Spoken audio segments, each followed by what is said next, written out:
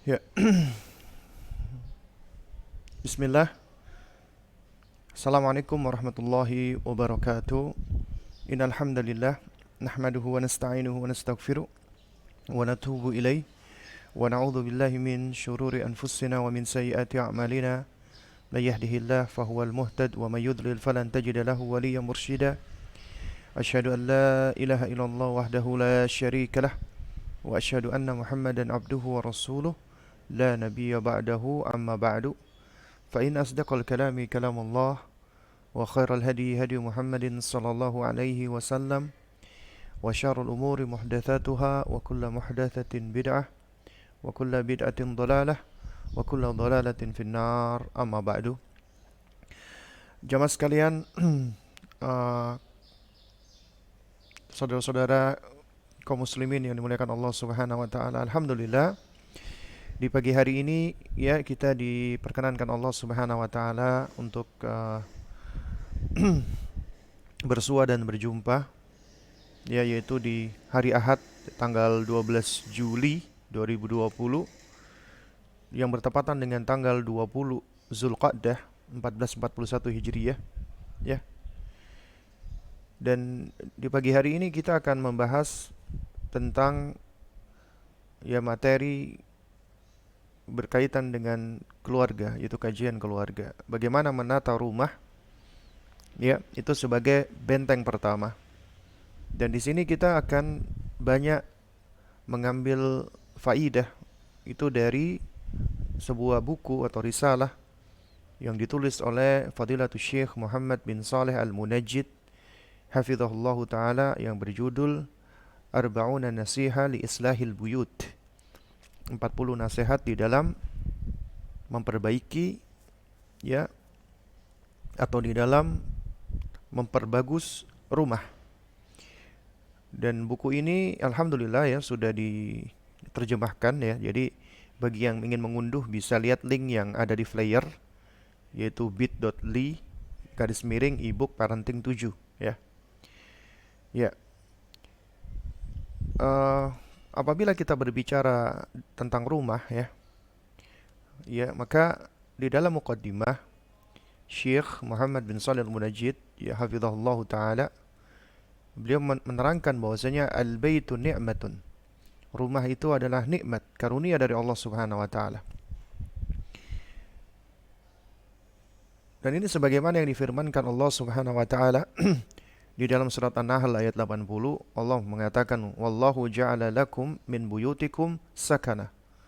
Dan Allah menjadikan bagimu rumah-rumahmu itu sebagai tempat tinggal. Dan inilah Allah Subhanahu wa taala ketika memberikan karunia kepada kita manusia.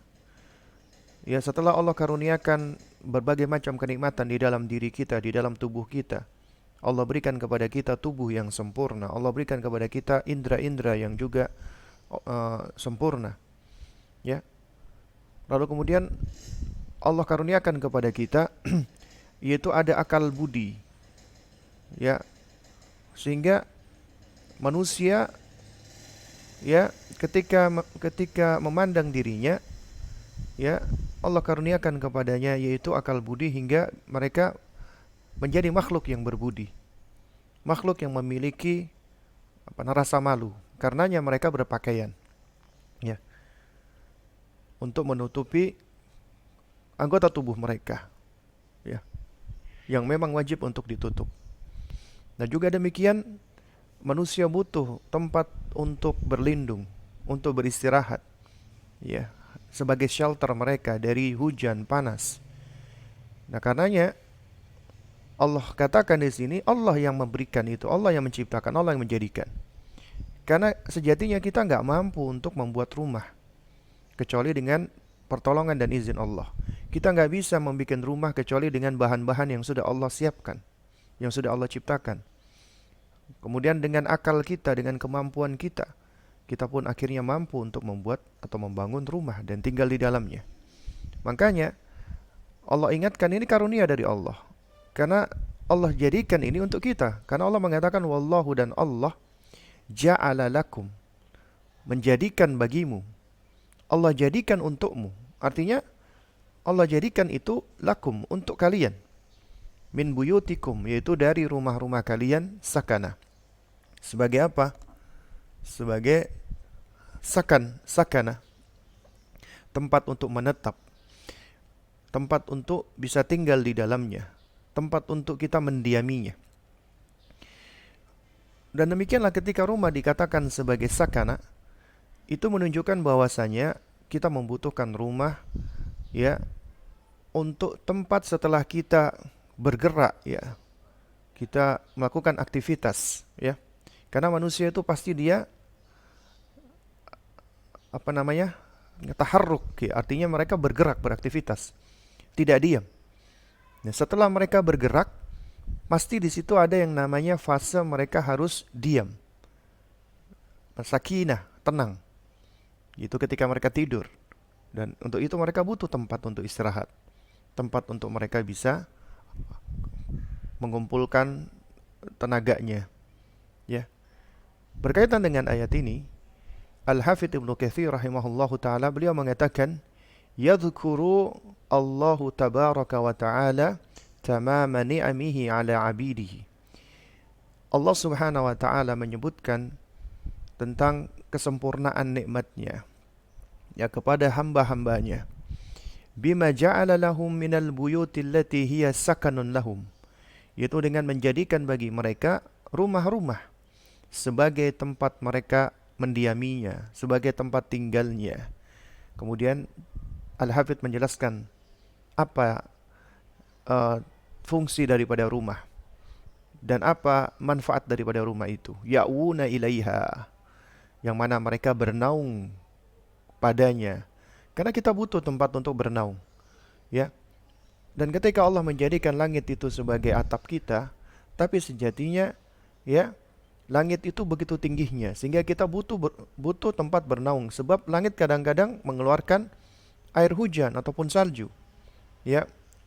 Dan juga di atas langit sana ada matahari yang senantiasa, ya, bersinar, dan di waktu-waktu tertentu sinarnya itu begitu sangat terik dan panas, sehingga kita butuh tempat untuk, ya, berlindung.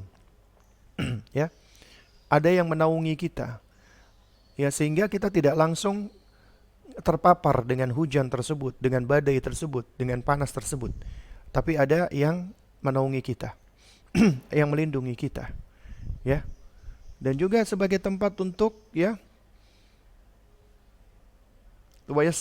tatiruna biha, ya, sebagai tempat kita beristitar, kita menutupi diri, kita, ya, menghijabi diri kita. Kenapa? Karena manusia memang makhluk yang memiliki akal budi tadi, ya. Kita tahu bahwasanya anggota tubuh kita ini diciptakan Allah, dan Allah tentukan, ya, bahwasanya di dalam tubuh kita ini ada bagian-bagian yang harus ditutupi, yaitu berupa aurat, ya. Aurat yang harus ditutupi, di antaranya dengan pakaian. Lalu kemudian, ya, sebagai penutup aurat kita yang berikutnya adalah rumah kita. Dan di dalam rumah itu adalah pelindung utama bagi wanita. Karena di dalam rumah ini mereka bisa melepaskan pakaiannya. Artinya mereka bisa berpakai pakaian, ya, tidak sebagaimana ketika mereka harus keluar rumah. Karena kalau keluar rumah mereka harus, ya, mengenakan hijabnya. Demikian pula dengan laki-laki. Karena itu rumah adalah tempat kita bisa, ya, berlindung diri, menutup diri kita, ya. Jadi kita di rumah boleh kita misalnya berpakaian yang uh, membuka aurat kita, khususnya bagi wanita misalnya, ya. Sebab mereka sudah terlindungi dan tertutupi oleh rumah, ya. Kemudian kata Al-Hafidz Ibnu Katsir, ya, itu wayantafi'una biha sa'ira wujuhil intifa, dan memanfaatkan rumah itu dengan berbagai macam kegunaan. Dan memang banyak sekali manfaat, ya, daripada rumah. Nah, lalu kemudian jika ditanya apa sebenarnya peran atau fungsi daripada rumah itu, ya. Nah, maka jawabannya adalah, bukankah rumah itu adalah tempat di mana kita bisa makan, minum dengan enak, ya. Kita bisa berhubungan dengan keluarga kita bisa jima, ya, dengan istri kita dengan tertutup, kita bisa tidur dan beristirahat, ya, kemudian kita bisa bermain dengan keluarga kita di dalamnya, ya. Dan juga bukankah rumah itu adalah sebagai tempat untuk berkhalwah menyendiri dengan Allah Subhanahu wa taala, ataupun juga berkumpul dengan orang-orang yang paling dekat dengannya, keluarganya dan anak-anaknya. Dan bukankah pula rumah itu adalah penutup dan pelindung bagi wanita? Karena Allah Subhanahu wa taala di dalam surat Al-Ahzab 33 mengatakan waqarna fi buyutikunna wala tabarrajna tabarrujal jahiliyatil ula. Dan hendaklah kalian itu menetap, ya, di rumah-rumah kalian, janganlah kalian bersolek seperti bersoleknya orang-orang jahiliyah dahulu. Dan rumah ini merupakan tempat pertama, perlindungan pertama, the first shelter for women, untuk wanita, ya. Itu adalah rumah. Makanya Allah memerintahkan kepada wanita secara asal, wanita itu hendaknya mereka tinggal di rumah-rumahnya, ya. Nah, kalau kita perhatikan, ya, kita mungkin merasa kurang bersyukur atas nikmat ini, ya. Mungkin kita menganggap rumah kita kurang besar, kurang indah dan yang semisalnya, tapi setidaknya kita punya rumah. Nah, karena itu makanya di antara cara yang diajarkan oleh baginda Nabi yang mulia alaihi salatu wassalam, dan juga sejumlah asar dari para sahabat, ya, yaitu apa? Yaitu apabila di dalam urusan nikmat, di dalam urusan karunia, ya, maka undur, lihatlah man apa namanya fauqakum, orang yang berada di bawah kalian. Kalau di dalam urusan ibadah, ya, lihatlah orang yang berada di atas kalian agar kita bersemangat. Tapi di dalam urusan nikmat dunia, maka kita lihat orang yang berada di bawah kita, orang yang susah, orang yang sulit. Ternyata susah-susahnya kita masih ada orang-orang yang lebih susah. Sehingga dengannya kita akan lebih qanaah, kita lebih bersyukur kepada Allah. Kalau kita perhatikan kondisi orang-orang yang nggak punya rumah, yang tinggal di pengungsian-pengungsian seperti saudara-saudara kita yang ada di Kashmir, yang ada di Suriah, yang ada di Yaman, yang ada di di Birma, ya, ataupun yang ada di Afghanistan misalnya, atau di tempat-tempat lain yang di dalamnya ada konflik, ya, di Syam, maksud saya di Damaskus, Suriah, ya. Atau orang-orang yang terkena bencana alam seperti beberapa waktu yang lalu di Palu, ya, yang mana mereka tinggal di tenda-tenda pengungsian yang sangat-sangat tidak layak. Atau bahkan mungkin di kota kita lihat ada tunawisma yang tidur di emperan-emperan jalan, atau anak-anak jalanan yang tidur di bawah jembatan, ya. Maka kita niscaya akan tahu betapa nikmatnya kita memiliki rumah yang harus disyukuri, meskipun itu bukan milik kita, misalnya, ya, kita ngontrak atau kita tinggal bersama keluarga kita. Ya. Jadi ini menunjukkan apa? Menunjukkan betapa ini adalah nikmat dari Allah Subhanahu wa taala. Dan, ya, kalau kita perhatikan, ya, di dalam surat Al-Hasyr ayat 2, ketika Allah menghukum Yahudi Bani atau Nadir, ya, Yahudi Bani Nadir yang melakukan pengkhianatan kepada Nabi, kemudian Nabi usir dari kampung halaman mereka. Kemudian Allah angkat nikmatnya, nikmat mereka memiliki kampung halaman. Ya, ini Allah gambarkan, "Walladzi akhrajal ladzina kafaru min ahlil kitabi min ahlil kitabi min diyarihim li awalil hasyri." Allah lah yang mengusir, mengeluarkan orang-orang kafir ahlil kitab dari kampung-kampung mereka pada saat pengusiran yang pertama. Ma dhanantum an yakhruju, ya, kamu enggak mengira bahwasanya mereka akan keluar. Wa dhannu annahum mani'atuhum husunuhum minallahi, ya, dan mereka pun yakin bahwa bangunan-bangunan berupa benteng yang mereka buat itu dapat mempertahankan mereka dari siksa Allah, ya. Ternyata tidak bisa. Fa'atahumullahu min haitsu lam yahtasibu, maka Allah datangkan, ya, kepada mereka hukuman, ya, yang tidak mereka sangka-sangka. Wa qadhafa fi qulubihimul, ya, wa qadhafa fi qulubihim ar-ra'b, ya, ar-ra'bah. Kemudian Allah Subhanahu wa taala tancapkan, ya, di dalam diri atau di dalam hati mereka, yaitu ketakutan. Ya, mereka memiliki rasa takut di dalam hati mereka. Ya. Kemudian yukhribuna buyutahum biaidihim wa aidil mu'minina fa'tabiru ya ulil albab, ya. Kemudian apa? Akhirnya mereka sendiri pun menghancurkan rumah-rumah mereka dengan tangan-tangan sendiri dan tangannya orang-orang beriman. Ya, karena itu ambillah pelajaran, wahai orang-orang yang berakal. Nah, jadi para jamaah sekalian yang dimuliakan Allah, di sini ada sejumlah alasan kenapa seorang yang beriman, seorang mukmin, dia perlu untuk memperhatikan, ya, kebaikan rumahnya. Ya, karena rumah itu perlu salahah. Makanya dikatakan islahul buyut. Perlu diperbaiki, perlu di-maintain. Ya. Yang pertama, kenapa? Karena di dalam rumah ini adalah tempat berkumpulnya individu-individu yang diikat dengan ikatan yang paling dekat, ikatan keluarga, kekerabatan. Nah, karena itu makanya ini termasuk menjaga diri dan keluarga mereka dari siksa neraka. Karena ini tempat pendidikan yang pertama. Itu fungsinya adalah untuk menjaga diri dan keluarga dari neraka jahanam dan menyelamatkan dari siksa neraka yang membara. Sebagaimana dalilnya dalam surat At-Tahrim, ya. Allah berfirman, ya ayyuhalladzina amanu qu anfusakum wa ahlikum nara wa quduhan nas wal hijara 'alaiha malaikatun ghiladun shidadun la ya'sunallaha ma amarahum wa yaf'aluna ma yu'marun. Wahai orang-orang yang beriman, jagalah dirimu dan keluargamu dari api neraka yang bahan bakarnya adalah manusia dan batu, yang penjaga malaikat-malaikatnya itu begitu keras dan kasar, tidak pernah durhaka kepada Allah atas apa yang Allah perintahkan, dan mereka selalu taat mengerjakan apa yang Allah perintahkan. Ya.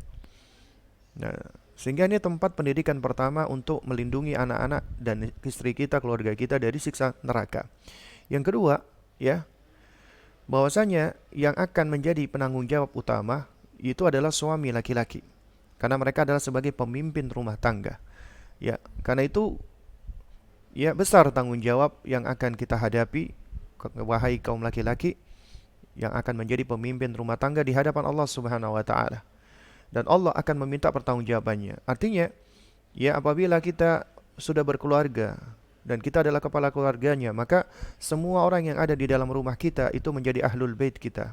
Penghuni rumah kita adalah bagian dari keluarga kita. Hatta itu asisten rumah tangga ataupun pembantu tetap berada di bawah tanggung jawab sang laki-laki. Ya. Dan ingatlah sabda Nabi SAW, innallaha sa'ilun kulla ra'in amma istar'ahu. Ya, ahafidha dzalika am dhayya'ah. Sesungguhnya Allah akan meminta tanggung jawab kepada setiap pemimpin atas apa yang dipimpinnya. Dia pelihara, dia jagakah, ataukah malah dia sia-siakan? Hatta yas'ala ar-rajul ala ahli baitihi. Sampai-sampai, ya, Allah akan bertanya kepada seorang laki-laki tentang keluarganya, tentang orang-orang yang ada di rumahnya. Kemudian juga yang ketiga, rumah itu tempat untuk menjaga diri dan menyelamatkan diri dari keburukan-keburukan yang ada di luar rumah. Mencegah keburukan-keburukan dari orang-orang lain. Itu yang dapat melindungi diantaranya rumah. Karena itu rumah adalah tempat berlindung yang syar'i. Apalagi ketika terjadi fitnah, ketika terjadi huru-hara, ketika terjadi bentrokan, ketika terjadi hal-hal yang jelek, ya, waliyadzubillah, ya, kita berlindung kepada Allah dan memohon kepada Allah agar Allah jauhkan dari itu semua, ya. Nah, tapi di antara tempat berlindung, ya, itu adalah rumah, dan ini sudah disebutkan oleh Rasulullah SAW, ya, di antaranya di dalam sebuah hadis yang diriwayatkan oleh Imam At-Tabrani rahimahullahu taala, ya, di dalam Mu'jamul Awsat, ya. Jadi kitab Imam Tabrani ini punya 3 kitab mu'jam, yaitu Mu'jamus Shaghir yang kecil, Mu'jamul Awsat yang sedang, sama Mu'jamul Kabir, ya, yang lebih besar lagi, yang tebal, yang lebih berjilid-jilid. Nah, ini adalah di dalam Mu'jamul Awsat. Beliau, ya, menyebutkan sebuah hadis, ya, dari Thauban Dan hadis ini adalah hadis yang dihasankan oleh Syekh Al-Albani di dalam kitab beliau Sahihul Jami', yaitu Nabi bersabda, tuba liman malaka lisanahu wa wasa'a baitahu wa baka ala khati'atihi. Ya, kata Nabi, beruntunglah bagi siapa? Liman malaka lisanah, bagi mereka yang mampu menjaga lisannya, wa wasa'ahu baitah, dan terasa lapang rumahnya. Meskipun rumahnya sebenarnya nggak begitu gede, tapi karena dia qanaah, orang yang selalu bersyukur kepada Allah, akhirnya rumahnya itu berasa lapang, ya. Wa baka ala khati'atih, dan dia menangisi atas dosa-dosanya. Kemudian di dalam hadis yang lain, Mu'adz bin Jabal radhiyallahu taala anhu berkata, ya, ahida ilaina Rasulullah sallallahu alaihi wasallam fi khamsin man fa'ala minhunna kana dhaminan 'ala Allah. Ya, Nabi menjanjikan kepada kita 5 perkara, yaitu siapa yang menjaga atau mengerjakan, maka dia akan mendapatkan jaminan dari Allah, artinya perlindungan dari Allah. Pertama adalah man 'ada maridhan, orang yang mengunjungi saudaranya yang sakit, au kharaja ma'a janazatin, atau orang yang menghantarkan jenazah, keluar dalam rangka untuk menghantarkan jenazah ke kuburannya, au kharaja ghaziyan fi sabilillah, atau orang yang keluar dari rumahnya, ya, dalam rangka untuk berperang di jalan Allah, au dakhala imamin yuridu bidzalika ta'zirahu wa tawqirahu, ya, atau orang yang keluar untuk menjumpai pemimpinnya, penguasanya, untuk apa? Untuk ta'zirahu wa tawqirahu, untuk menghormati dan memuliakannya. Au qa'ada fi baitihi fayaslamun nasu minhu, ya, wa yaslamu, atau orang yang berdiam di rumahnya sehingga orang lain selamat darinya dan ia pun selamat pula dari orang lain. Nah, ini kalimat, ya, kalimat yang sangat, ya, Masya Allah, sangat baik sekali, karena Nabi itu dikaruniai oleh Allah jawami'ul kalim, ya. Ketika Nabi mengatakan, ya, man qa'ada fi baitihi fayaslamu an-nasu minhu wa yaslamu anin nas, maksudnya yaitu orang yang dia berdiam di rumahnya dan orang-orang pun itu selamat dari gangguannya, dari perbuatan dia, dan dia pun juga selamat dari gangguan orang-orang, ya. Ya. Nah, di sini Al-Imam Al-Munawi rahimahullah di dalam kitab Faidul Qadir, ya, beliau mengatakan saliman nasa minhu, ya, artinya orang lain selamat darinya. Maksudnya adalah min adahu, yaitu selamat dari apa? Dari mengganggu mereka. Dan kemudian wasalima minan nasi min adahum, ia selamat dari orang lain, maksudnya ia selamat dari gangguan orang lain. Artinya dia selamat dari mengganggu dan diganggu, dia selamat dari menyakiti dan disakiti, karena dia berada di dalam rumahnya, ya. Nah, kita sebagai manusia, kita nggak nggak akan lepas ketika kita melakukan sesuatu, entah kita yang mengganggu orang lain atau kita diganggu orang lain. Nah, tapi kita diperintah untuk nggak boleh mengganggu orang lain. Nah, di antara cara untuk mengecilkan potensi tersebut, ya, kita misalnya mengganggu orang lain, adalah kita diperintahkan untuk banyak berdiam di rumah, apalagi ketika fitnah, ya. Nah, makanya kata Nabi SAW di dalam hadis yang lain, ya, di dalam hadis yang diriwayatkan oleh Imam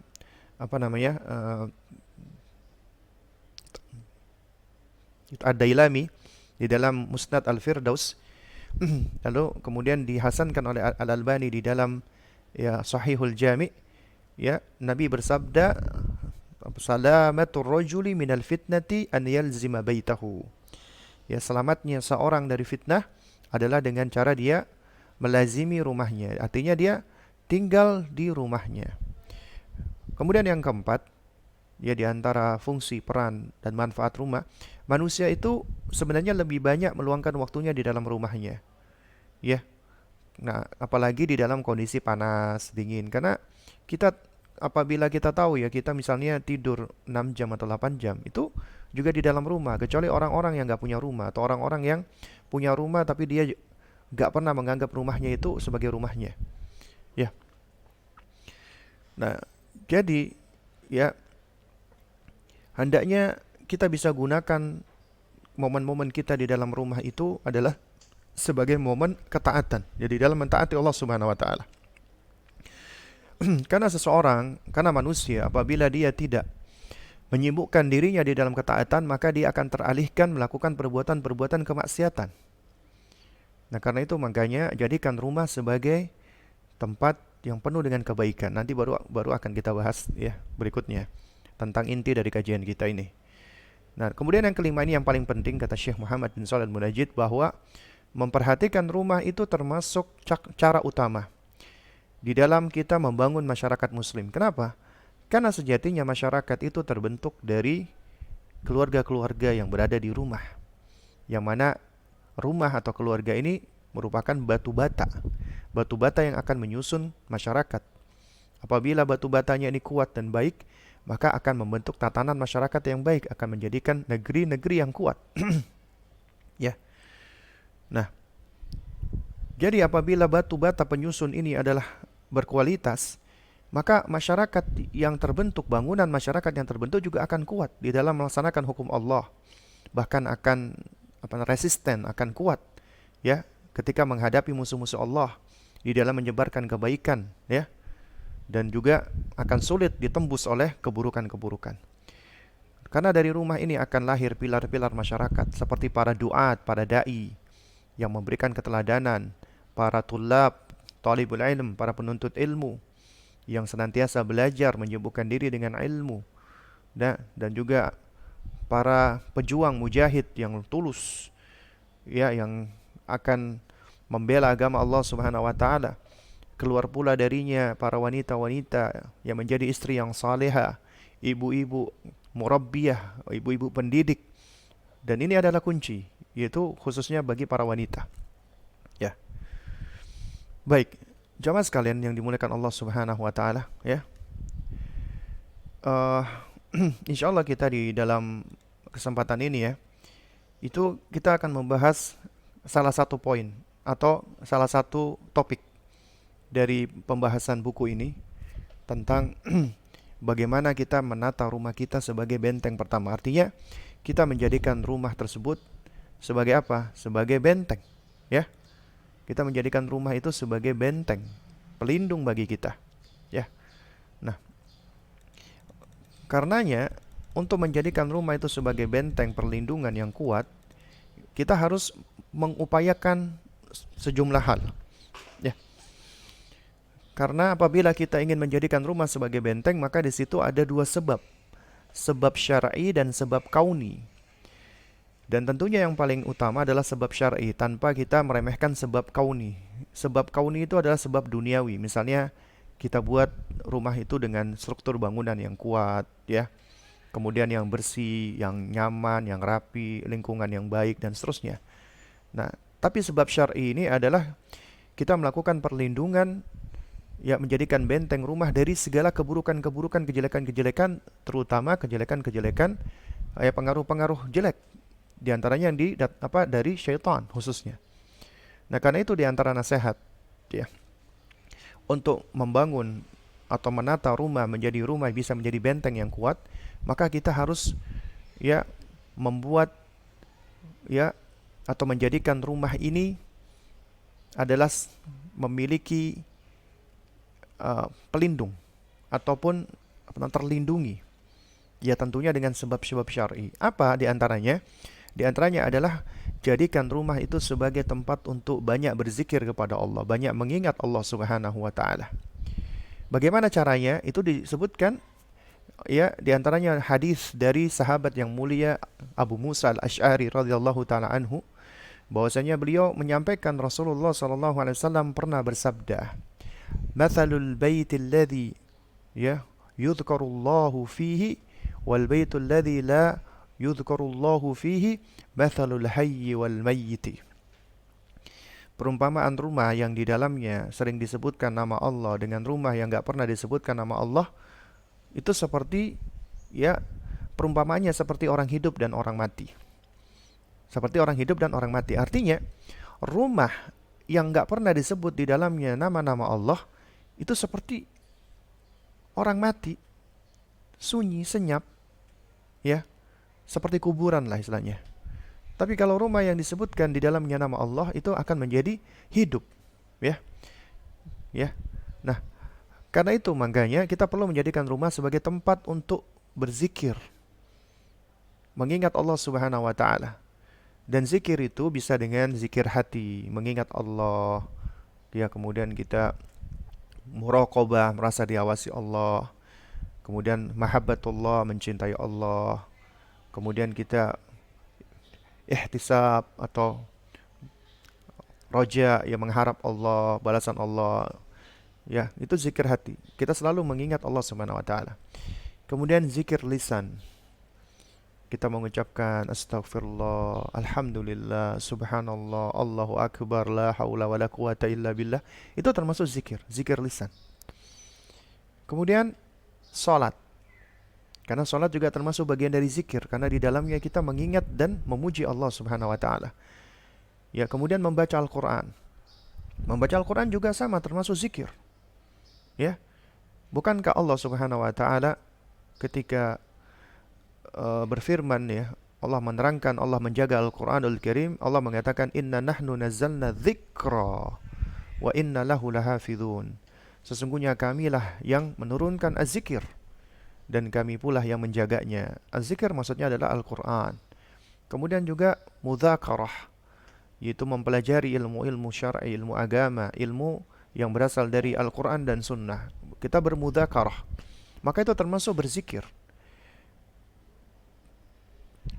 Bukankah di dalam sebuah hadis, ya, yang mungkin pernah kita dengar bersama, Nabi sallallahu alaihi wasallam pernah bersabda, ya, "Idza marartum bi riyadil jannah farta'u." Apabila kalian itu melewati taman-taman surga, ya, apabila kalian melewati taman-taman surga, maka singgahlah. Wa ma riyadul jannah ya Rasulullah? Apa itu taman-taman surga wahai Rasulullah? Nabi menjawab, hilaku dzikr, halakoh-halakoh zikir. Yang dimaksud halakoh zikir di sini itu adalah, kata para ulama ahli hadis, adalah halakoh ilmu, halakoh ilmiah, yang di dalamnya itu dibahas tentang Al-Quran, Sunnah, ya, kemudian juga, ya, hal-hal yang dapat mengingatkan manusia dengan Allah Subhanahu wa taala. Maka itu termasuk taman-taman surga. Jadi apabila rumah itu dijadikan sebagai tempat untuk berzikir kepada Allah, tempat untuk mudzakarah, membaca Al-Quran, maka itu sama gambarannya dengan taman-taman surga di dunia. Karena di dalamnya pasti penuh dengan kebaikan, ya. Nah, karena itu juga di antaranya disebut oleh Syekh Muhammad bin Shalih Al-Munajjid adalah juga membaca buku-buku yang bermanfaat. Karena ini termasuk belajar atau mendengarkan audio-audio atau ceramah-ceramah yang bermanfaat. Atau alhamdulillah sekarang di rumah kita itu sudah ada yang di zaman dahulu Nabi itu belum ada, yaitu adanya teknologi-teknologi yang mana teknologi ini bisa, ya, menjadikan jarak yang jauh itu menjadi dekat, ya, di mana kita bisa mendengarkan ceramah secara live meskipun yang penceramahnya itu berada di Arab Saudi, kita berada di Indonesia, kita bisa mengambil manfaat dari situ. Kita bisa belajar. Dan ini adalah kemudahan yang Allah karuniakan. Ya. Dan ini adalah cara-cara kita agar menjadikan rumah kita itu hidup. Nah, tapi betapa banyak kaum muslimin itu yang menjadikan rumahnya ini seperti mayit. Nggak ada zikir di dalamnya. Cuman ada canda tawa yang tidak bermakna, permainan-permainan yang menyia-nyiakan, ya. Kemudian juga bahkan kemaksiatan-kemaksiatan, ya. Nah, apalagi kalau di dalam rumah itu diisi dengan banyak kemaksiatan, ada seruling-seruling syaitan atau apa namanya mizmaru syayatin, ya, atau apa namanya mazamir asyayatin, ya, berupa lagu-lagu, musik-musik, nyanyian, ghibah, buhtan, kebohongan, namimah. Apalagi kita suka lihat acara-acara gossip show dan yang semisalnya, ya. Kemudian kita lihat acara-acara musik-musik yang mengajak kepada kemaksiatan, bahkan mengajak kepada kekufuran, ya. Belum lagi nanti di dalamnya ada ikhtilat, bercampur baur, ya. Kemudian wanita-wanitanya bertabarruj, ya, di hadapan kerabat tapi bukan mahramnya. Kemudian juga tetangga-tetangganya. tentunya ini semua akan menjadikan rumah itu mayat meskipun ramai, tapi ternyata hati-hati lalai dari Allah, menjauh dari Allah, sehingga mereka akan menjadi menjadi para sahabat-sahabatnya syaitan. Karena syaitan akan berkumpul di situ, sedangkan malaikat enggan, tidak mau masuk ke dalam rumah yang seperti ini. Ya, karena itu wahai kaum muslimin, hidupkanlah rumah-rumah kita ya dengan berbagai macam bentuk zikir. Alhamdulillah sarana-sarana sudah banyak. Kita bisa membaca Al-Qur'anul Karim, kita bisa mendengarkan kajian-kajian ilmiah dari YouTube, dari Zoom atau aplikasi yang lainnya. Bahkan kita juga bisa duduk bersama saling mudzakarah, membaca buku-buku bermanfaat, kemudian kita berzikir, kemudian kita tegakkan salat. Apalagi di masa pandemik seperti ini, kita salat berjamaah di rumah atau salat-salat sunnah di rumah kita. Maka ini akan menjadikan rumah menjadi hidup. Lalu kemudian nasihat yang berikutnya adalah jadikan rumah-rumah kalian sebagai kiblat. Apa maksudnya menjadi kiblat? Maksudnya adalah dijadikan sebagai tempat beribadah. Jadi bukan hanya menjadi tempat istirahat, tempat berkumpul dengan keluarga, tapi dijadikan tempat beribadah. Sebagaimana Allah firmankan di sini yaitu kepada Bani Israel yang ada di Mesir ya. Itu di dalam surat Yunus ayat 87. Allah Subhanahu wa taala berfirman, "Wa auhayna ila Musa wa akhihi an katabawwa'a liqaumikuma bimisra buyutan." Dan kami wahyukan kepada Musa dan saudaranya Harun. Untuk apa? Jadikanlah oleh kalian beberapa rumah di Mesir sebagai tempat tinggal bagi kalian. Ya, waj'alu buyutakum qiblatan. Dan jadikanlah rumah-rumah kalian itu sebagai kiblat, tempat salat maksudnya. Wa aqimus salata wa basyiril mu'minin. Tegakkanlah salat di dalamnya dan beritakanlah kabar gembira bagi orang-orang yang beriman. Abdullah ibn Abbas radhiyallahu taala anhuma, turjumanul Quran, sahabat yang paling pintar tentang masalah tafsir Al-Quran. Ketika beliau menafsirkan waj'alu buyutakum kiblatan, jadikanlah rumah kalian sebagai kiblat, beliau mengatakan umiru an yattakhidhuha masajida. Mereka diperintahkan untuk menjadikan rumah-rumahnya sebagai masjid. Masjid maksudnya tempat sujud. Ya, Al-Hafidz Ibnu Katsir rahimahullahu taala menerangkan alasannya kenapa. Wa kana hadza wallahu taala a'lam lamma ishtadda bihimul bala'u min qibali fir'auna wa qaumihi wa dhayyaqu 'alaihim umiru bi kathratis shalah. Dan hal ini wallahu a'lam kata Ibnu Katsir, yaitu ketika penindasan Fir'aun dan bala tentaranya itu semakin keras dirasakan oleh Bani Israel, oleh kaumnya Nabi Musa dan Harun. Kemudian mereka semakin sempit, semakin terdesak. Akhirnya mereka diperintah untuk berada di rumah-rumah mereka. Dan kemudian diperintahkan untuk menjadikan kiblat rumah-rumah mereka, tempat mereka salat. Dan umiru bi kathratis shalah, diperintahkan untuk memperbanyak salat. Meminta tolong kepada Allah Subhanahu wa taala. Sebagaimana firman Allah kata Ibnu Katsir dalam surat Al-Baqarah 153, "Ya ayyuhalladzina amanu ista'inu bis sabri was salati innallaha ma'as sabirin." Wahai orang-orang yang beriman, jadikanlah sabar dan salat sebagai penolong bagimu, karena Allah akan bersama dengan orang-orang yang sabar. Dan juga demikian di dalam hadis Hudzaifah radhiyallahu taala anhu, Nabi sallallahu alaihi wasallam beliau pernah bersabda, "Kana Nabi sallallahu alaihi wasallam idza hazabahu amrun fasalla." Nabi apabila dirundung tentang masalah, beliau lagi kena masalah, beliau menjadi gundah gulana, maka apa solusinya? Beliau salat. Ini menerangkan pentingnya untuk menjadikan rumah sebagai tempat ibadah. Kita hidupkan rumah kita menjadi tempat ibadah, terutama di kondisi-kondisi fitnah, kondisi kita lemah. Apalagi di zaman sekarang ini, dikala kita sedang diuji dengan wabah corona atau COVID-19 ini. Dan alhamdulillah Allah masih karuniakan kita nikmat. Meskipun kita berada di rumah-rumah kita, kita social distancing, kita physical distancing, tapi kita tetap masih bisa terus berinteraksi, berkomunikasi. Seperti saat ini kita tetap masih bisa berbagi manfaat satu dengan yang lainnya. Nah, karena itulah jamaah sekalian yang dimuliakan Allah Subhanahu wa taala, ya.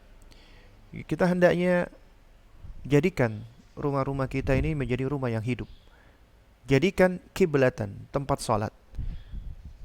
Juga kita perhatikan ya di sini tentang mihrabnya Maryam.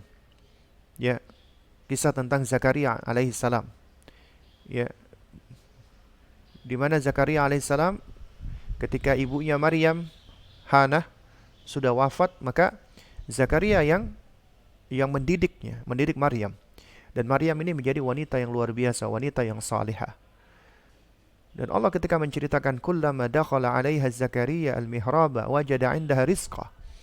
Setiap Zakaria masuk ya untuk menemui Maryam, ya, itu di mihrabnya, dan ia dapati ada makanan di sisi Maryam. Itu ada rezeki yang unik, istimewa. Kata para ulama, rezeki yang istimewa itu adalah Zakaria mendapati adanya buah-buahan musim panas di musim dingin dan buah-buahan musim dingin di musim panas. Ya, sehingga Zakaria heran. Dari mana didapatkan ini? Kemudian akhirnya apa? Akhirnya ditanya oleh Zakaria alaihissalam, ya. Jadi Zakaria alaihissalam bertanya kepada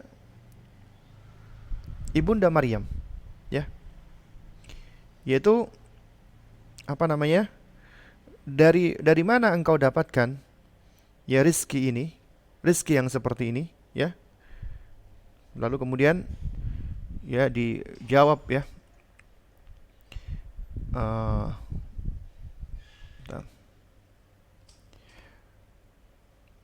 nah, qala ya Maryamu anna laki hadha, wahai Maryam, dari mana engkau dapatkan atau engkau peroleh rizki seperti ini? Qalat, apa kata Maryam? Huwa min indillah, itu berasal dari sisi Allah, artinya itu dari Allah Subhanahu wa taala. Innallaha yarzuqu may yasha'u bighairi hisab, sesungguhnya Allah memberikan rezeki kepada siapa saja tanpa hisab, ya, tidak terbatas. Makanya kemudian Zakaria pun langsung berdoa. Ya, coba perhatikan. Ya, beliau datang, Maryam itu tinggal di rumah yang merupakan mihrab, tempatnya Maryam beribadah. Ya, dan Maryam ini wanita yang belum pernah bertemu dengan satu orang laki-laki pun, menjaga dirinya. Ya, mengkhidmatkan waktunya, ya, semua usianya, tubuhnya untuk beribadah kepada Allah Subhanahu wa taala. Makanya Maryam ini menjadi wanita istimewa. Satu-satunya wanita di dalam Al-Qur'anul Karim yang disebutkan namanya. Tidak ada selain beliau yang disebutkan namanya, bahkan menjadi salah satu nama surat. Ya, itu ibunda Maryam. Allah berikan keistimewaan, ya, yaitu melahirkan manusia yang juga istimewa, Isa alaihissalam, tanpa ada sosok ayah. Meskipun akhirnya beliau harus terfitnah, ya, oleh kaum dari Bani Israel, ya. Nah, karena itulah ya ketika Zakaria dapati adanya karunia keistimewaan yang dimiliki Maryam, maka langsung beliau berdoa ketika itu. Hunalika da'a Zakaria rabbahu. Di sanalah ya Zakaria berdoa kepada Rabbnya. Qala rabbi habli min ladunka dzurriyyatan thayyibah. Wahai Rabbku, karuniakan kepadaku ya anak yang thayyib, innaka sami'ud du'a. Karena sesungguhnya engkau adalah Maha mendengarkan doa. Nah, juga kita bisa ambil contoh ya para sahabat Nabi, yaitu dari Mahmud bin Rabi al-Ansari radhiyallahu taala anhu. Beliau menceritakan tentang sahabat bernama Itban bin Malik, ya, yaitu dari salah seorang sahabat Ansor. Ya, Itban bin Malik suatu ketika mendatangi Rasulullah. Lalu beliau berkata kepada Rasulullah, ya Rasulullah, qad ankartu basari wa ana usalli liqaumi. Wahai Rasulullah, pandangan mataku ini sudah mulai kabur, dan aku ini biasa mengimami salat dengan kaumku. Fa idza kanatil amtaru salal wadi alladhi baini wa bainahum lam astati an atiya masjidahum. Apabila hujan turun deras, air itu akan membanjiri lembah antara rumahku dan masjid mereka, sehingga aku nggak bisa mendatangi masjid mereka untuk mengimami salat. Ya, Uh, jadi lam astati an atiya masjidahum fa usalliya bihim. Aku nggak bisa mendatangi masjid mereka untuk salat bersama mereka. Ya, wa wadidtu ya Rasulullah. Aku punya keinginan wahai Rasulullah. Aku punya harapan wahai Rasulullah. Apa itu? Annaka ta'tini fatusalliya fi baiti. Ya, aku ingin Anda sudi kiranya datang ke rumahku lalu sholat di rumahku, ya. Apa namanya? Fa'at ya, fa'at takhidahu musalla. Maka aku akan menjadikan rumahku sebagai tempat sholat. Apa syahidnya? Beliau sering keluar untuk sholat di masjid kaumnya. Beliau jadi imam, sehingga beliau khawatir rumahnya ini, ya, itu jarang dijadikan tempat sholat. Akhirnya, ya, ketika hujan baru beliau akhirnya sholat di rumahnya. Dan beliau pengen menjadikan ada bagian rumahnya itu sebagai tempat sholat. Dan beliau pengen agar supaya Nabi SAW yang apa namanya, yang yang menjadi imamnya untuk pertama kali. Ya. Lalu kemudian Nabi SAW berkata, ya, apa namanya, kepadanya. Ya, artinya Nabi SAW, ya, itu beliau memenuhi keinginannya. Ya, sa'af'alu insyaallah, kata Nabi. Kemudian Itban melanjutkan ceritanya, ya, apa namanya, faqada Rasulullah sallallahu alaihi wasallam wa Abu Bakrin hina irtafa'an nahar. Maka berangkatlah Rasulullah diikuti oleh, apa namanya, Abu Bakar, ya. Dan ketika itu matahari sudah naik, artinya sudah siang, ya. Kemudian fasta'dana Rasulullah sallallahu alaihi wasallam, kemudian Nabi meminta izin kepadaku, itu kepada Itban, ya, apa namanya, fa'adzintu lahu, aku izinkan beliau. Falam yajlis hatta dakhala al-baita, dan beliau tidak duduk sampai beliau masuk ke dalam rumah. Ini perhatikan adab. Ya, thumma qala, kemudian Nabi bersabda, ya, aina tuhibbu an usalliya min baitik. Nah, coba Nabi minta izin, Nabi tanya, di mana dari rumahmu ini yang engkau senangi supaya aku bisa sholat padanya? Qala fa asyartu lahu ila nahiyatin minal bait. Ya, kemudian aku tunjukkan, aku isyaratkan di salah satu rumahku. Faqama Rasulullah, kemudian Rasulullah berdiri, ya, maksudnya beliau menuju ke sana. Kemudian fakabbara, kemudian beliau bertakbir, ya, kemudian fakumna fasaffana fasalla rak'ataini thumma sallama. Ya, kemudian kami pun membuat shaf di belakang beliau, ya, lalu beliau salat, dan kemudian, ya, beliau salat 2 rakaat kemudian salam, ya. Nah, jadi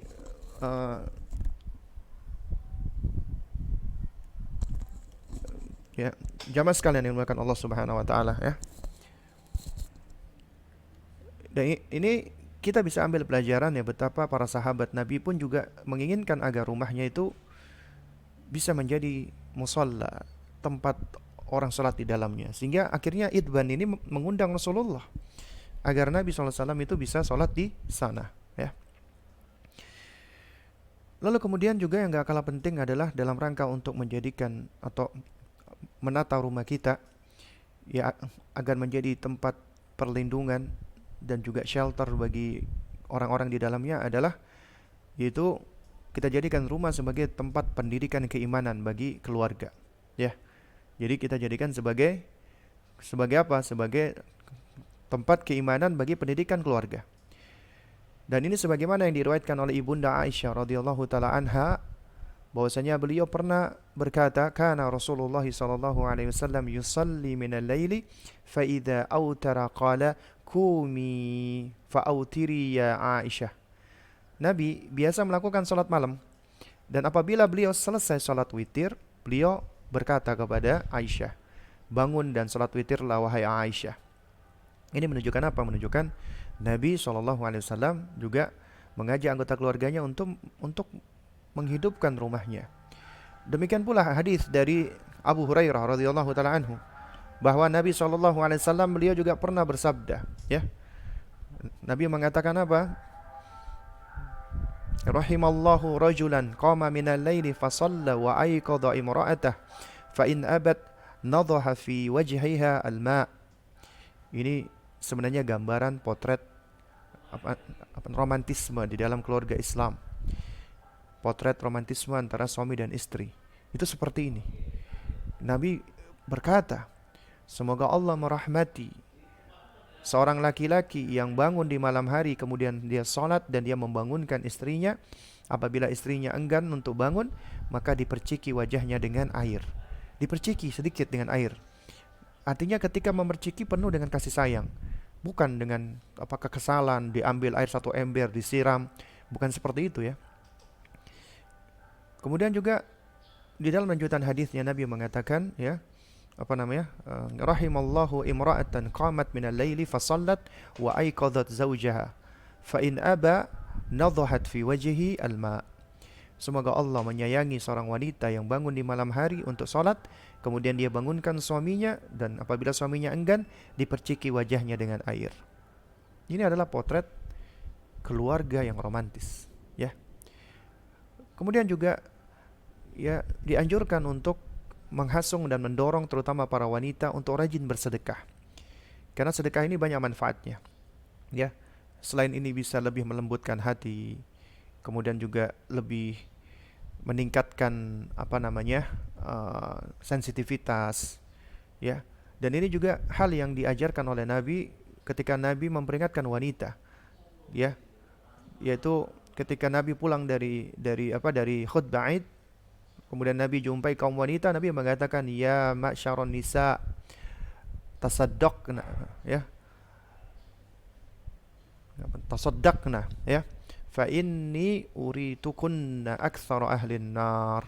Wahai para wanita, bersedekahlah, karena sesungguhnya aku pernah dilihatkan bahwa penghuni neraka terbanyak adalah kalian. Nah, di antara di sini disebutkan oleh Syekh Al-Munajjid, ya, di antara perkara atau ide yang kreatif, yang baik adalah membuat semacam sunduk atau kotak celengan amal di dalam rumah kita. Ya, kita taruh di sudut rumah dan setiap hari kita isi. Dan itu bukan sebagai tabungan kita, bukan, tapi untuk fakir miskin. Jadi semua uang yang sudah dimasukkan di sana menjadi miliknya fuqara wal masakin yang akan kita berikan kepada mereka. Ini juga termasuk amal. Ya. Sedekah. Ya. Meskipun ada di rumah kita, tapi itu sejatinya kotak yang sudah kita khidmatkan, yang sudah kita buat, ya. Kita jadikan itu bukan milik kita tapi miliknya fakir miskin, ya. Nah, juga demikian rumah adalah tempat keteladanan, ya. Dan diantaranya apabila sering diisi dengan ibadah tilawatul Quran dan puasa sunnah. Contohnya misalnya sini disebutkan Syekh Al-Munajjid, apabila penghuni rumah sering melihat di tengah-tengah mereka ada orang yang senang berpuasa, Ayyamul Bid puasa, Senin Kamis puasa, hari Tasu'a puasa, hari Asyura puasa, hari Arafah puasa, kemudian 6 hari di bulan Syawal puasa, ya, kemudian juga memperbanyak puasa di bulan Muharram, di bulan Sya'ban, ya. Maka ini akan menjadi pendorong bagi anggota keluarga lainnya untuk mencontohnya, untuk menirunya. Ya. Taib. Lalu kemudian juga perlu juga di dalam nasihat berikutnya kita memperhatikan zikir-zikir syar'i yang ada tuntunannya dari Nabi, tidak dikarang-karang, tidak dibuat-buat. Atau bahkan kita datang ke kiai atau habib atau ustadz minta bacaan-bacaan, minta wirid-wirid. Itu suatu hal yang tidak perlu. Kenapa? Karena agama kita sudah sempurna, Nabi sudah ajarkan semuanya. Dan kita mencukupkan diri dengan apa yang ada pada Nabi. Bahkan Abdullah bin Mas'ud radhiyallahu taala anhu, beliau menasihatkan, ittabi'u wa la tabtadi'u. Contohlah Nabi, ikutilah Nabi, jangan kamu membuat bid'ah, jangan kamu mengada-ada. Faqad kufitum, karena kamu sudah dicukupi, agama ini sudah sempurna. Kalau seandainya, wahai kaum muslimin, kita ini mencukupkan diri dengan apa yang ada pada Nabi dari riwayat-riwayat yang sahih, kita nggak mampu loh. Belum tentu kita mampu. Dan sepertinya kita nggak sanggup. Ini udah ada dari Rasulullah SAW. Lalu kenapa kita nggak mencukupkan dengan hal itu dan berusaha untuk melaksanakannya, kita malah mencari-cari yang lain. yang bukan berasal dari Rasulullah, yang kita nggak tahu dan nggak yakin apakah dia masuk surga atau tidak. Nggak ada jaminan dia adalah orang yang masuk surga. Nabi sudah dijamin masuk surga. Nabi sudah dijamin ya oleh Allah Subhanahu wa taala. Bahkan sudah yakin beliau adalah orang yang paling dekat dengan Allah. Kenapa kita nggak beriktidak meniru Rasulullah sallallahu alaihi wasallam? Tapi kenapa kita malah mencari-cari yang lain, zikir-zikir, wirid-wirid, rotib-rotib yang tidak ada tuntunannya dari Nabi sallallahu alaihi wasallam. Ya. Seakan-akan kita berkeyakinan Rasulullah sallallahu alaihi wasallam itu tidak menyampaikan semua agamanya. Ada yang disembunyikan oleh Nabi sehingga diketahui oleh sebagian orang-orang ini, ya, yang orang-orang ini mengklaim katanya mendapatkan ilham atau mendapatkan dari Rasulullah. Padahal sudah lengkap ya hal-hal ini datang dari riwayat-riwayat yang sahih. Ya. Nah, contohnya misalnya kita mengajarkan adab zikir masuk ke dalam rumah. Ya. Ini adalah suatu hal yang sangat baik ya kita biasakan di tengah keluarga kita. Sebagaimana diriwayatkan oleh Imam Muslim dari Jabir bin Abdullah radhiyallahu taala anhu, bahwasanya beliau mendengarkan Nabi pernah bersabda, "Idza dakhala rajulu baitahu fa dzakarallahu 'inda dukhulihi wa 'inda ta'amihi." Apabila seorang masuk ke rumahnya, kemudian dia menyebut nama Allah ketika dia masuk dan ketika dia makan di rumah itu, maka qala syaitan. Syaitan akan berkata, "La mabita lakum wala asya." Wahai syaitan, ini satu syaitan ngomong kepada teman-temannya yang lainnya, hari ini enggak ada tempat kamu bermalam dan enggak ada makan malam. Kemudian kata Nabi, "Wa idza dakhala ar-rajulu falam yadhkurillah 'inda dukhulihi wa 'inda ta'amihi."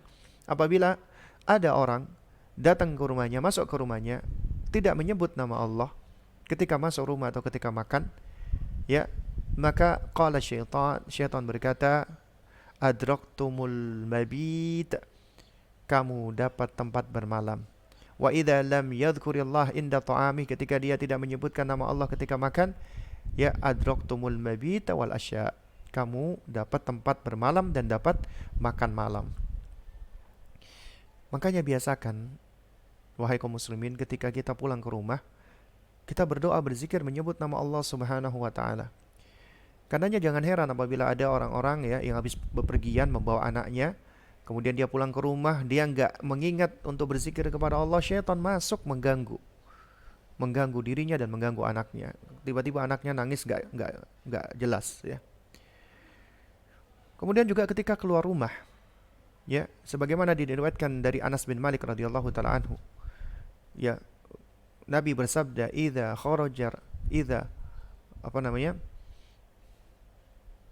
kharaja ar-rajulu min baitihi faqala bismillahi tawakkaltu 'ala Allah la haula wala quwata illa billah." Apabila seorang keluar dari rumah kemudian dia mengucapkan bismillahi tawakkaltu 'ala Allah la haula wala quwata illa billah, faqal yuqalu hina idzin hudita wa kufita wa wukita. Ya, maka ya pada saat itu akan dikatakan kepadanya, ya. Ya. Jadi imma ini yang berkata malaikat atau Allah, ya. Intinya Nabi mempergunakan kalimat di sini dengan bentuk majhul ya. Artinya yuqalu hina idzin, akan dikatakan kepadanya, hudita, kamu mendapatkan petunjuk, ya, kufita, kamu sudah mendapatkan kecukupan, wawukita, kamu sudah mendapatkan perlindungan, ya. Nah, kemudian apa ini menyebabkan fatatanahha lahu asyayatin, syaitan itu ya berlari menjauh darinya. Fayaqulu lahu syaitan akhar, ya. Kemudian syaitan yang lain berkata kepada mereka, ya, kaifa laka birajulin qad hudiya wa kufiya wa wukiya, ya, bagaimana kamu bisa mengganggu seorang yang dia sudah mendapatkan petunjuk, mendapatkan kecukupan dan mendapatkan penjagaan dari Allah, ya. Kemudian juga di antara tuntunan yang seringkali dilupakan adalah bersiwak. Dan ini manfaatnya besar. Ini termasuk adab yang diajarkan oleh Rasulullah. Ini menunjukkan betapa Nabi menjaga kebersihan. Ketika beliau hendak berjumpa dengan keluarganya, dengan istrinya, artinya beliau beliau dalam kondisi yang bersih. Sebagaimana diriwayatkan oleh Imam Muslim, Ibunda Aisyah radhiyallahu taala anha bercerita, anna Nabiya sallallahu alaihi wasallam kana idza dakhala baitahu bada bisiwak. Nabi apabila masuk ke rumah, maka beliau biasa mengawali dulu dengan bersiwak. Agar mungkin ya supaya lebih bersih, ya. Dan ini juga anjuran bagi misalnya kita kaum laki-laki yang misalnya keluar rumah, ada di antara kita kerja, ketika pulang ke rumah, ya kadang-kadang kita nggak memperhatikan, ya. Padahal ya, sepatutnya adalah sebelum kita masuk ke rumah, kita berusaha untuk merapikan diri. Kalau di rumah kita di depan misalnya ada keran air untuk cuci tangan dulu, ya, yang bersih. Dan ini juga di antara protokoler kesehatan sebenarnya, ya. Dan ini juga udah dianjurkan Islam untuk menjaga kebersihan, ya. Karena ketika kita nanti pulang berjumpa dengan keluarga dalam kondisi kita bersih, ya. Lalu kemudian di antara tuntunan berikutnya adalah kita membaca Al-Baqarah, surat Al-Baqarah secara utuh dan kontinu di rumah. Karena manfaatnya, rumah yang dibacakan surat Al-Baqarah secara utuh dan kontinu itu dapat mengusir syaitan. Di antaranya sabda Nabi SAW diriwayatkan oleh Imam Muslim, La taj'al La taj'alu buyutakum maqabir. Janganlah kamu jadikan rumah-rumah kamu itu seperti kuburan. Ya inna syaitana yanfiru minal baiti alladhi tuqra'u fihi suratul Baqarah. Karena sesungguhnya syaitan itu lari menjauh dari rumah yang dibacakan di dalamnya surat Al-Baqarah. Anda ingin supaya rumah Anda itu dijauhi syaitan, bacakan surat Al-Baqarah minal awal ilal akhir, dari awal sampai akhir. Ya. Juga Nabi bersabda, Iqra'u surat Al-Baqarah fi buyutikum. Bacalah surat Al-Baqarah di rumah-rumah kalian. Fa inna syaitana la yadkhulu baitan yaqra'u fihi surat Al-Baqarah. Karena setan enggak mau masuk di rumah yang di dalamnya dibacakan surat Al-Baqarah. Ya, ini diriwayatkan oleh Imam Hakim. Ya. Nah, karena itu makanya ketika kita pindah rumah misalnya, ataupun mungkin juga di dalam rumah kita baca Al-Qur'an, surat Al-Baqarah khususnya dan surat-surat lainnya. Di antaranya pula yang memiliki keutamaan adalah dua ayat terakhir dari surat Al-Baqarah dan memiliki pengaruh sebagaimana datang di dalam hadis. Nabi SAW bersabda, Inna Allah Ta'ala kataba kitaban qabla an yakhluqa samawati wal ardi bi alfi amin. Allah menuliskan kitabnya 2000 tahun sebelum Allah menciptakan langit dan bumi, ya. Wa huwa indal arsy, ketika itu Allah sedang berada dekat dengan arsy-Nya. Wa annahu anzala minhu ayatain, kemudian Allah menurunkan dua ayat, ya. Allah turunkan dua ayat, ya. Khatama bihima suratul Baqarah. Yang mana dua ayat ini menjadi penutup surat Al-Baqarah. Ya. Wala yuqra'ani fi darin thalatha layalin, ya. Dan tidaklah rumah yang dibacakan di dalamnya dua ayat ini selama 3 malam, ya. Fayuqarribuha syaitan. Syaitan bisa mendekatinya. Artinya ketika rumah selama 3 hari dibacakan 2 ayat dari surat Al-Baqarah ini, syaitan gak bisa mendekati rumah tersebut. Nah, karena itu Anda yang mungkin mengalami hal-hal yang dikatakan gangguan-gangguan dari syaitan, itu gak usah takut. Orang beriman tidak perlu takut. Muslim gak perlu takut, ya, dengan hal-hal seperti itu. Kenapa? Karena kita punya penolong. Ya, penolong kita adalah Allah Subhanahu wa taala. Yang bisa menolong kita adalah Allah Azza wa Jalla. Dan kita harus yakin. Dan kalamullah, Al-Quran itu adalah kalamnya, kalamullah, firman Allah. Dan firman Allah ini adalah jauh lebih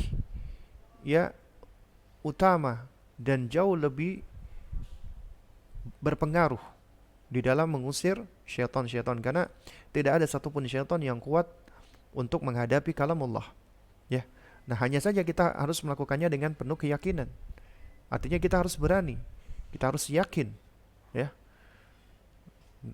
Nah, kalau kita tidak berani dan tidak yakin, maka tentunya ini suatu hal yang susah jadinya, ya. Baik, jamaah sekalian yang dimuliakan Allah Subhanahu wa taala, ya. Jadi inilah diantara sejumlah cara, ya, yang dituntunkan oleh Rasulullah dalam rangka kita menjaga atau menjadikan rumah kita sebagai benteng, khususnya dari godaan-godaan syaitan, gangguan syaitan. Juga yang gak kalah pentingnya adalah menjauhkan rumah dari memelihara anjing, ya. Karena apabila rumah itu ada anjing di dalamnya, maka ya apa? Malaikat tidak mau masuk ke dalamnya. Demikian pula gambar-gambar makhluk bernyawa di dalamnya itu akan menjadi tempat bercokolnya syaitan, dan malaikat rahmat tidak mau masuk ke dalamnya. Dan apabila malaikat nggak mau masuk ke dalam rumah yang di dalamnya ada gambar makhluk bernyawa, ada anjing, ada permainan-permainan yang sia-sia seperti musik dan yang semisalnya, maka tentunya penghuni rumahnya nggak akan mendapatkan ketenangan, sakinah, rahmah, karena malaikat nggak mau masuk ke dalamnya. Yang ada di dalamnya adalah syaitan. Syaitan ini hanya menyebabkan was-was, tashwish, dan yang semisalnya, membuat orang menjadi gundah gulana, gelisah. Kalau Anda merasakan di rumah Anda itu Anda tidak mendapatkan ketenangan, kedamaian, ketentraman, maka perhatikanlah. Bisa jadi ada keburukan-keburukan yang harus Anda lepaskan di sana.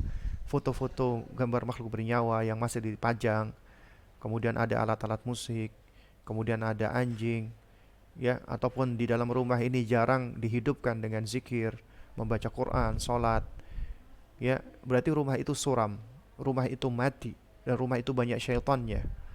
Nah, karena itu makanya kita harus bersihkan itu semua agar rumah kita menjadi bercahaya, menjadi hidup, membawa ketenangan, ketentraman, kedamaian, sehingga menjadi baiti jannati. Baik, jamaah sekalian, ya, mungkin ini yang dapat saya sampaikan ya di kesempatan kita di pagi hari ini ya. Ya, mungkin ada pertanyaan ya, ataupun ada hal-hal yang ingin ditanyakan, maka dipersilahkan ya, mungkin dari teman-teman panitia bisa membantu untuk mengumpulkan pertanyaannya ya, kemudian dikirim ke saya via WA ya. Kemudian ada yang bertanya, Ustadz, bagaimana hukum menghias interior rumah sehingga terlihat instagramable, bisa buat foto-foto dan enak dilihat. Apakah ini termasuk berlebihan, Ustadz? Taib. Jadi sebenarnya itu di bab akhir di dalam buku ini ya.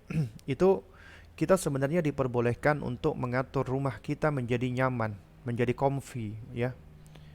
Kita atur dengan rapi. Ini adalah perkara yang mubah.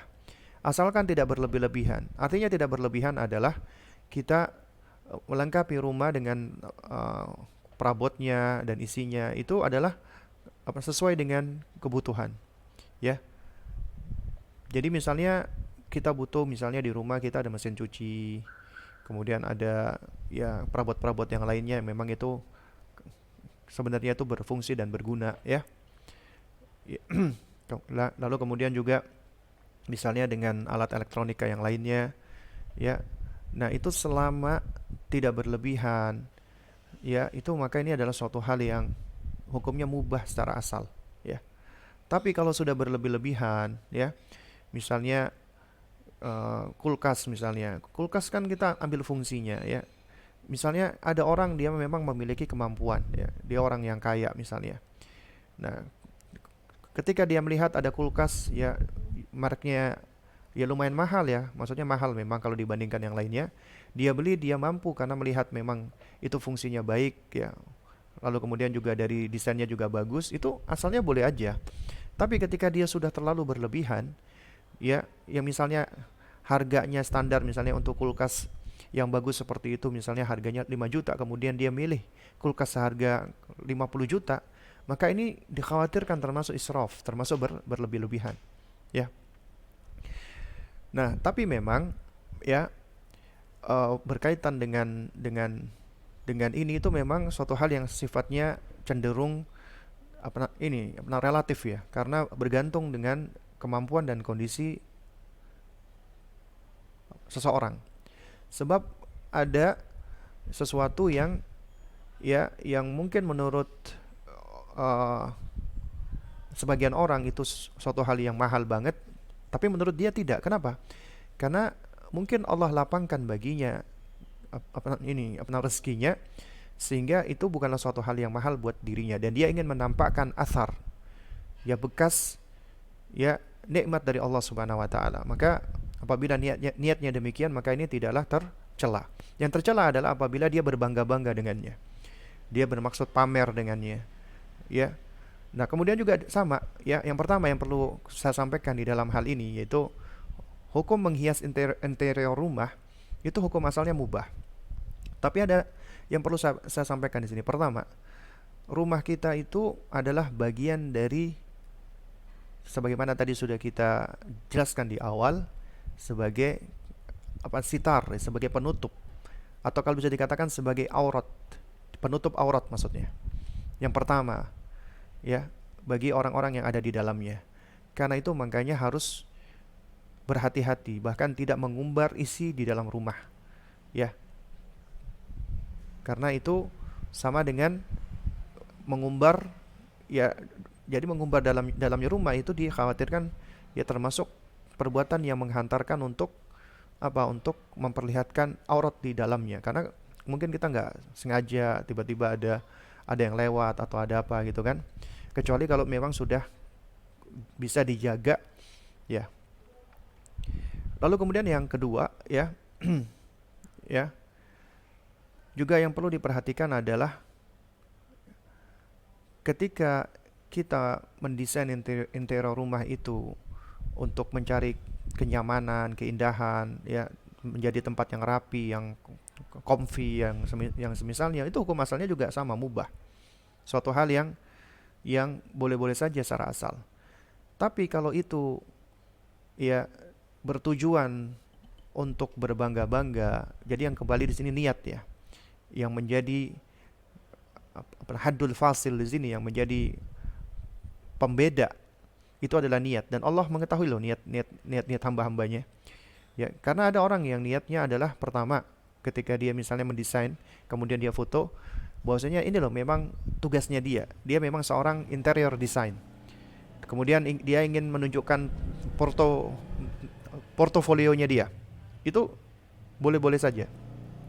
Atau yang kedua, ya, dia ingin berbagi kepada orang-orang lain. Ini loh caranya untuk mengatur desain. Ya, mungkin dia ingin memberikan inspirasi kepada orang lain. Itu juga suatu hal boleh, apabila niatnya demikian. Tapi kalau niatnya adalah untuk berbangga-bangga, ini nih, aneh nih, ini gue nih, aneh canggih, aneh orang kaya, aneh begini, nah itu baru hukumnya adalah haram. Nah, terlebih lagi apabila ini bisa menyebabkan sakit hati bagi orang-orang yang tidak mampu gitu loh. Makanya harus berhati-hati di dalam hal-hal seperti ini. Ya. Ya. Nah, jadi kesimpulannya adalah secara asal kita menghias rumah asalkan tidak berlebihan. Itu suatu hal yang tidak ada masalah. Kemudian yang perlu diperhatikan juga ketika kita sharing hal tersebut di media-media sosial, itu pun juga harus berhati-hati. Dan di antara poin yang nggak kalah penting adalah selain niat adalah dampak ataupun apa namanya pengaruh. Apabila pengaruhnya lebih banyak madaratnya, lebih banyak keburukannya, menimbulkan fitnah, menimbulkan kecemburuan dan lain sebagainya, maka lebih baik tidak dilakukan, kecuali di dalam komunitas yang lebih tertutup, tidak diakses oleh semua orang, ya. Ustaz, bagaimana jika ada patung manekin di rumah, patungnya tanpa kepala? Patung manekin itu bekas jualan. Kalau tidak ada kepalanya maka tidak mengapa. Jadi tidak dianggap sebagai makhluk, sebagai patung makhluk bernyawa. Dan sekarang banyak ya patung manekin-manekin yang kepalanya dihilangkan. Maka ini suatu hal yang tidak mengapa. Tapi kalau seandainya utuh, di situ ada hidungnya, ada matanya, ada kepalanya, ya, utuh, maka itu dianggap sama dengan patung makhluk bernyawa, hendaknya dihilangkan kepalanya atau dibuang. Wallahu a'lam bishawab. Bagaimana hukum bermain boneka? Dan apa yang dimaksud dengan permainan sia-sia, contohnya seperti apa, Ustaz? Ya. Hukum bermain boneka adalah boleh bagi anak-anak perempuan, bagi anak kecil, ya.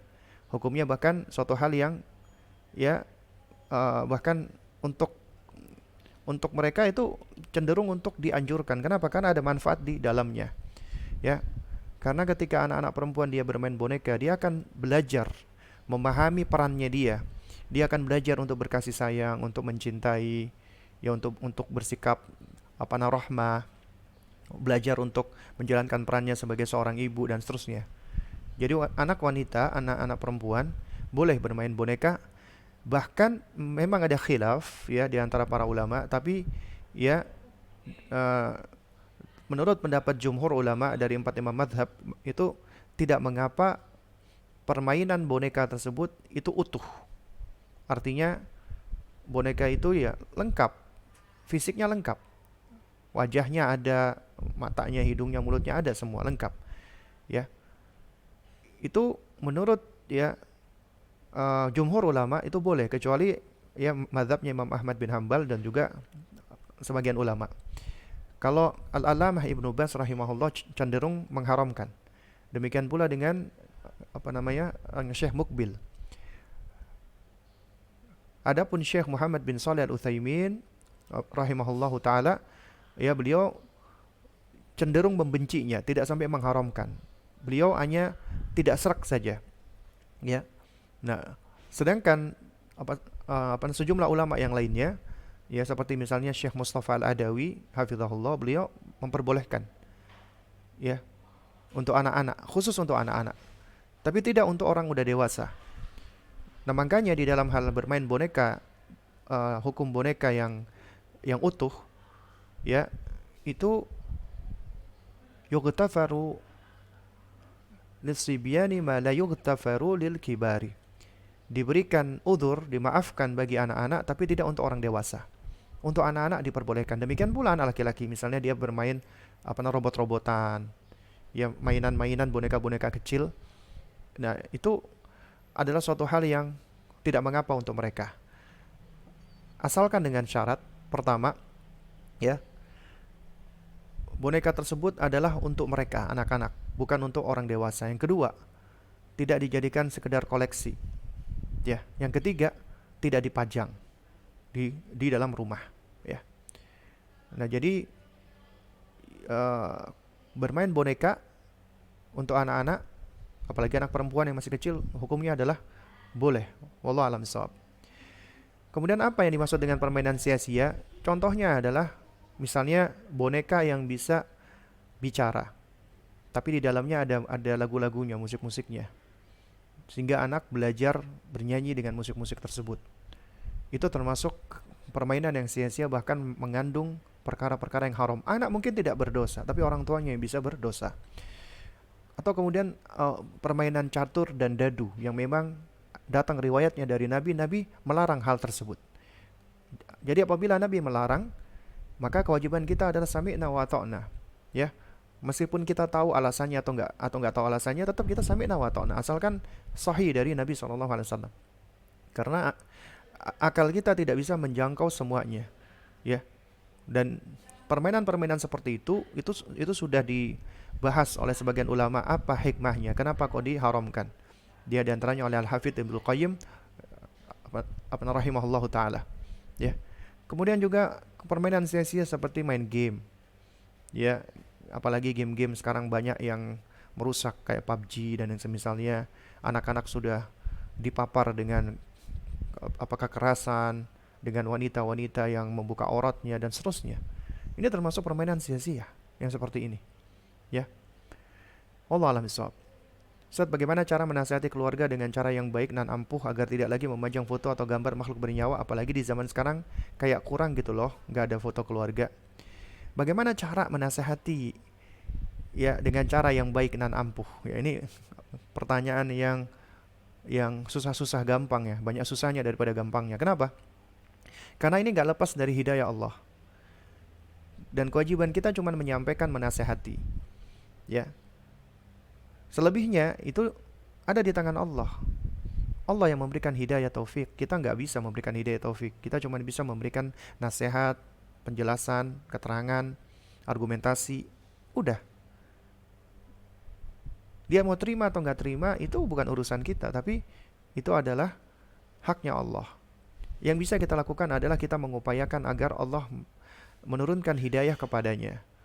Nah, itu ternyata turunnya hidayah itu ya juga Allah jadikan ada sebab Misalnya dengan sebab misalnya dakwah kita, cara penyampaian kita. Kalau kita cara penyampaiannya kasar, keras, orang cenderung untuk menjauh, ya untuk tidak mau mendengarkan, tidak mau menerima. Tapi kalau misalnya kita dengan cara yang baik, dengan cara yang uh, lemah lembut ya dalam penyampaian, dan yang paling penting adalah dengan cara ilmiah. Ilmiah artinya kita bukan cuma menyampaikan boleh nggak boleh, tapi kita sampaikan dalilnya. Dan sebelumnya ya kita sudah sentuh dulu akalnya dan hatinya bahwa kewajiban kita sebagai muslim adalah tunduk dengan Allah, tunduk dengan dalil. Nah, diantaranya misalnya seperti ini, ya, eh, kalau saya, Bu atau Pak, ya saya ini muslim, saya berusaha untuk mencintai Allah dan mencintai Rasulullah. Bapak mencintai Allah kan, Ibu mencintai Allah dan mencintai Rasulullah kan. Berarti kalau kita mencintai Allah dan Rasulullah, kita harus tunduk patuh dengan perintahnya. Kita tunjukkan misalnya di dalam Al-Quran ya. Kalau enggak, kita bisa baca bersama. Kemudian setelah itu kita bawakan hadis-hadis Nabi SAW tentang hukum, uh, apa namanya, tentang riwayat-riwayat malaikat yang tidak mau masuk ke dalam rumah, yang di dalam rumah itu ada foto-foto atau gambar-gambar atau patung-patung makhluk bernyawa. Ya, nah itu kita bawakan, kita jelaskan, kita sampaikan dengan cara baik. Selebihnya itu adalah Allah Subhanahu wa taala. Apakah dia mau terima atau tidak? Kewajiban kita cuman seperti itu saja. Cuman menyampaikan saja dengan cara yang tentunya baik. Dan cara penyampaian yang baik itu tentunya ya harus dengan cara lemah lembut, tidak terkesan menggurui, tetap harus ilmiah, tetap harus berangkat dari dalil, dari Quran dan Sunnah, tidak langsung menjudge, tidak langsung menvonis atau menghukumi. Dan dakwah itu tidak mesti harus dengan lisan, juga bisa dengan bilhal. Nah, bisa jadi ketika kita menunjukkan akhlak yang baik, yang tadinya kita belum ngaji, kemudian kita ngaji, kita semakin baik, kita semakin semakin apa ya, perhatian dan seterusnya. Akhirnya orang tua tahu, oh ketika anak saya ini belajar, dia kok ada perubahan menuju ke arah kebaikan. Berarti yang dia pelajari ini adalah insya Allah baik. Tapi kalau kita belajar malah semakin membuat kita ketus, membuat kita keras, membuat kita jadi suka menvonis orang, menghujat orang, itu malah menyebabkan orang menjauh. Akhirnya apa? Asumsinya orang itu yang dilihat adalah, wah ini jangan-jangan ikut pengajian aliran keras nih. Kenapa? Karena contoh konkret dari wujud pengajian itu adalah orang-orang yang keras gitu loh. Nah, sehingga makanya kita harus berhati-hati. Ya wallahu a'lam bishawab ya. Baik. Sepertinya sudah tidak ada lagi nih ya, apa namanya, pertanyaan ya. Ya, jadi sepertinya sudah tidak ada lagi pertanyaan yang masuk ya. Kalau tidak ada lagi pertanyaan ya, maka kita akhiri kajian kita di pagi hari ini. Semoga yang sedikit ini bisa memberikan manfaat. Jika ada hal-hal yang kurang berkenan atau yang salah, ya mohon jangan dimasukkan ke dalam hati, karena sejatinya yang hak datangnya dari Allah Subhanahu wa taala, dan yang batil datangnya dari diri saya pribadi dan juga dari syaitan. Ya, kita tutup dengan kafaratul majlis. Subhanakallahumma wa bihamdik asyhadu an la ilaha illa anta astaghfiruka wa atubu ilaik. Wassalamualaikum warahmatullahi wabarakatuh.